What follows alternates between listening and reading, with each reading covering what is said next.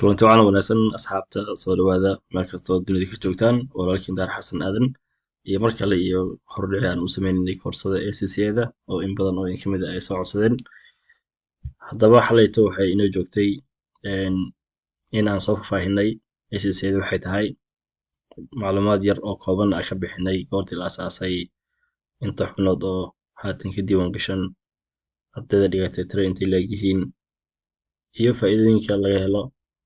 barashada koorsadan haddeer waxaan soo gaarnay xilligii aan macluumaadkaas ku dar lahayn macluumaad kale oo dheeraad ah oo diiradda aan ku saarayno qofkii danaynayo oo rabo inuu barto waddada u mari lahaa inaan ku iftiimino oo aan ku hagno saa u jeedaan waxaa ku taaganahay Google waxaana search garin doonaa ACCA halkaas ayaa waxaa ka booqan doonaa page rasmiga ay ACCA-da ku leeyihiin mareegta internetka waxaan raadinaynaa magacooda rasmiga ah waana ACCA Global asaga ayaan ku dhufan doonaa waxa uu ina gelin doonaa page-ka ay ku leeyihiin internetka waxaa ku qoran magacooda waxaa saaran logodooda waxayna ku bixinayaan xogaa macluumaad ah oo kooban oo iyo macluumaad faahfaahsan oo ku saabsan waxa ay yihiin goorta aasaasay iyo xiriiryada ay leeyihiin employerska oo dadka shaqo bixiyaasha ah iyo institutionada markaas waxbarashooyinka bixiyaan memberskooda ardayda imtixaanaadka dhameeyeen kuwan weliba ardayda imtixaanaadka wadaan kuwan ardayda imtixaanaadka dhameeyeen affiliates iyo dadka markaas memberska laakiin professional insights-ka ay kusoo gudbiyaan waxaan fiirinaynaa oo caawa interested ah ku nahay inaan kow ogaano qualificationada ay ACCA bixiso waxaan tegaynaa page-ka qualificationska sidaa u jeedaan waxaa noo soo baxayn xog dheer oo ballaaran oo ku saabsan qualificationska ay ACCA bixiso waxaa ka mid ah qualificationadan ACCA accountants qualification dakhasi doorano inta ayaa ka arki doonaa wax markaas ay qaataan waxaa ka mid ah foundation level waxaa ka mid ah Oxford Brookes degree oo maaragtay midaan waxaa weeye qofkii maaragtay markaas danaynayo inta uu ku guda jiro barashada ACCA-da haddii ilaa xad uu gaarsiiyo waxa uu maaragtay aqoontiisa ay u sahlaysaa in uu xaq u yeesho in uu jaamacaddan Oxford Brookes la dhaho oo ka diiwaan gashan Ingiriiska kana mid ah jaamacadaha ugu wanaagsan ee Ingiriiska ka jiraan iminkan uu digrigeeda uu bilaash ku qaato waxaa kaliya looga baahan yahay in uu shuruudahan hoos ku qoran uu buuxiyo shuruudaha waxaa ka mid ah in uu dhameeyo successful complete applied knowledge and applied skill exams iyo inuu rap oo research paperka inuu diyaariyo research analysis paperka inuu diyaariyo oo ku baaso haddii shuruudaas uu buuxiyo waxa waaye waxa u suurtagelayso inuu digriin qaato waxaa kaloo cajiib ah in dadka markaas ayaga professional level gaareen in ayagana sidoo kale ay qaadan karaan MSc oo masterka oo professional accountancy ay ka qaadan karaan jaamacaddan oo ah one of the leading universities adduunka marka runtii waa fursad qaali ah dadka membershipka hadday gaaraanna waxay qaadan karaan global MBA oo markaas ay bixiso isla jaamacaddan Oxford Brookes jaamacado kale oo fara badan oo waxaa jiraan aan page ku jirin laakiin ayagana maaragtay qofkii ACCA-da ama dhameeyo ama ilaa xad gaarsiiyo uu u wareegi karo oo uu ka qaadan karo digriga ama masterka qualifications kale ay bixiyaan waxaa ka mid ah diploma international financial reporting iyo way badan yihiin marka muhiimadda waxay ahayd in kaliya inay intuso qualifications ay bixiyaan meesha ay ku jiraan marka adiga fiiri wixii maaragtay markaas kaa anfaco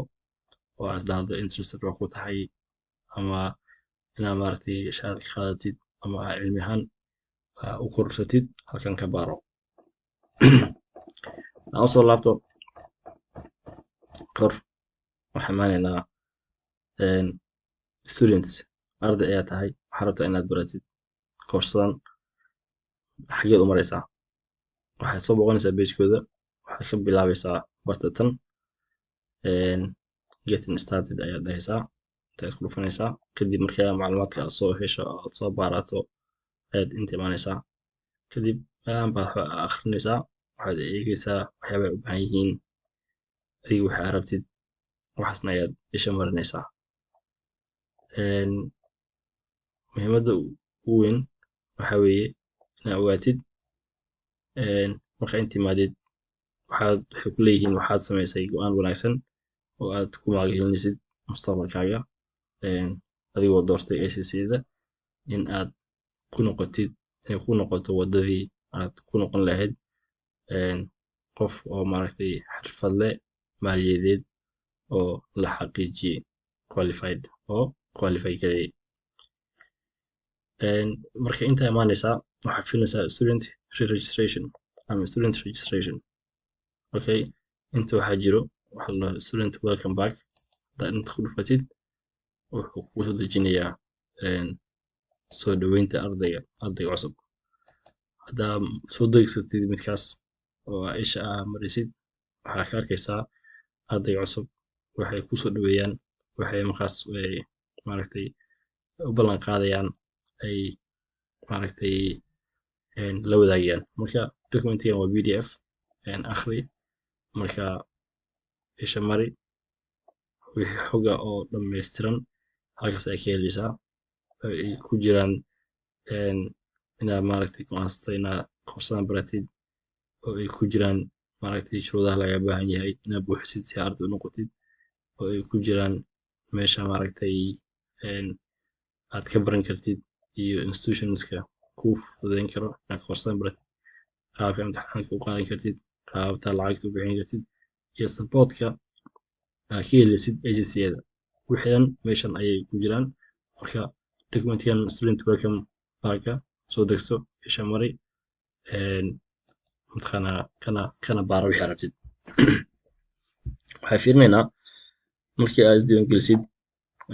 waxay ku siinayaan loginkan ayaa waxa u isticmaalaysaa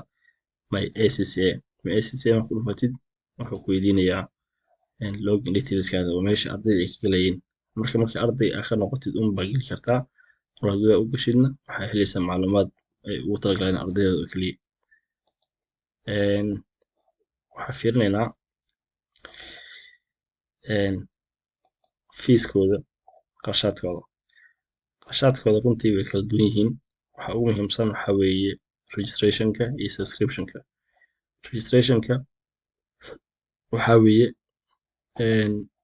diiwaangelinta marka waxa waaye waa isdiiwaangelinaysaa lacag yaraa bixinaysaa waxaa jiro statement dhan oo ku tusinayso lacagaha bixinaysid intay yihiin marka muhiim ah in hadda idin sheego muhiimadda waxaa weeye in ay jirto in aad bixinaysid maaragtay registration fees iyo subscription fees marka registration fees waxaa weeye lacag diiwaangelinta ardayga cusub subscription feesna waxaa weeye memberska ama arday ha ahaado ama imtixaanka ha dhameeyo ama member caadi ha ahaado lacag sanadlaah oo sanad kasta uu bixiyo ayaa jirto intaas waxaa sii dheer imtixaan kasta waa lacag marka lacagtooda qiyaas ahaan waa iska mataqaanaa boqol gini laakiin waxay ku xiran tahay boqol gini marka ku leeyahay boqol gini oo ingiriis ah £100 laakiin waxay ku xiran tahay meesha aad joogtid waddanka aad joogtid waddamada way kala duwan yihiin fiiska ay charge gareeyaan tusaale hadda Kenya kale way ka raqiisan tahay ingiriiska Asia waddamada qaarkood way ka raqiisan yihiin waddamada kale oo Yurubta ah marka waxay ku xiran tahay meesha aad joogtid waxa qiyaasaya Turkiga kale inay ka raqiisan tahay waddamada kale marka haddii waddanka aad joogtid fiiri waxaa fiirsaa fee ay charge gareynayaan registrationka inta badan waa isku mid saa qiyaasayo hadday kala duwan yihiin wax yar bay kala duwan yihiin laakiin subscriptionka way kala raqiisan yihiin marka isha mari maaragtay halkaas kala soco waxaa laga rabaa registrationka hal mar aad bixinaysaa subscriptionka waxaad bixinaysaa sanadkii mar imtixaanaadka waxaa jira waxa la exam exemptions markaa kusoo biiraysid ACCA-da 3 nooc ayaa usoo biiri kartaa kow inaad kusoo biirtid adigoo jaamacadda soo dhameeyey markaa kusoo biirtid waxaa la imaanaysaa shahaadada jaamacadda waa isdiiwaangelinaysaa waad u diraysaa kadib waxay fiirinayaan inta imtixaan oo koorsadan ku jirto oo horey ugu soo samaysay jaamacadda marka haddii jaamacaddaadii jaamacad maaragtay jirto oo la aqoonsan yahay oo maaragtay adduunka ixtiraam kule ay tahay waa lagaa reebayaa oo yaasha aad soo samaysay oo lacagtii waqti aad kusoo bixisay mar labaad ma samaynaysid marka waxaa uu siinayaa waxa ay ugu magacdareen exemption oo ah reebitaan waa lagaa reebayaa taas waa midda koowaad marka waxay ku xiran tahay quality-ga digrigaada qofkii xisaabad soo sameeyey oo kale waxaa laga reebayaa units fara badan qofkii soo sameeyey business courseska caadi ah waxaa laga reebayaa units laakiin unityaasha way kala badnaan karaan taas waa intaas taas waa root koowaad qofkii jaamacad soo dhameeyey midda labaad qofkii high school soo dhameeyey qofkii high school soo dhameeyey markuu bilaabay koorsadan wuxuu ka bilaabayaa qaybta maaragtay knowledge-ka haddii high schoolkii uu si fiican ugu baasay oo high schoolkiisi la aqoonsan yahay la aqoonsay markaa leeyahay waxaa ka wadaa inuu ACCA-ga website-kooda ku jiro oo waddankaas mataqaanaa manhajkiisa ay aqoonsan yihiin ACCA-da haddii saasay tahay waxaa weeye waxaa ka bilaabaysaa qaybta knowledge-ka imtixaanaadka kulli oo 13 waa inaad samaysaa waxaa jiroo kale dad aanan jaamacadna soo marin high schoolna soo marin laga yaabo inay maaragtay weynaanta waxbarasho ku bilaabeen laga yaabo mataqaanaa inaysanba waxbarasho samayn haddana koorsadan ka heleen oo rabaa inay bartaan dadkaasoo kale waxaa u bannaan way bannaanta inay koorsadan ay bartaan laakiin waxay kasoo bilaabayaan qayb hoose oo kasii hooseyso oo la dhaho foundationka qaybta foundationka waxaa muhiimadda keliya laisku xiro waxaa weeye in qofka uu luqadda ingiriiska uu fahmi karo xisaabtana ay wax u bilaaban tahay waayo labada waxyaabood oo meesha lagu hayo waa aasaaska koorsadan dhan waa labadaas waa xisaabaad iyo luqadda ay ku bixisay oo ingiriisi ah marka haddaa labadaas wax ka fahansan tahay wayna kugu jirto rabitaan inaad luqaddan baratid inaad maadadan